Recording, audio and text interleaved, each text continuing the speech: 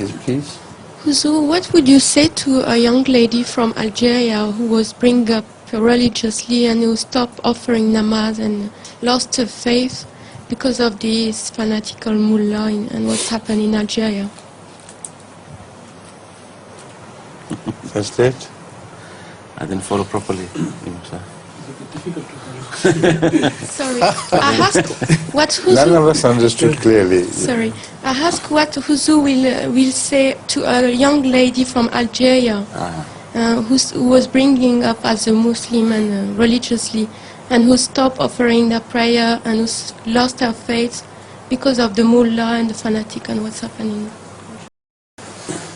You see, the position is that if somebody considers the mullahs to be the custodian of the faith which was introduced by Hazrat Sallallahu Alaihi Wasallam, then he is bound to be misled if he discovers the mullahs to be wrong.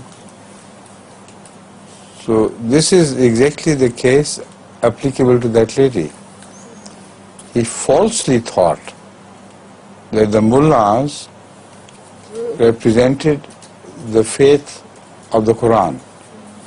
And when she discovered the mullahs to be stupid and senseless, he relegated this, attributed this to the Quran and the faith of Rasulullah Sallallahu Alaihi Wasallam.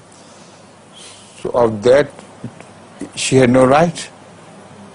But because of the common misunderstanding that the mullahs are the custodians of Islam, this mishap is observed everywhere in the world, not only in Algeria.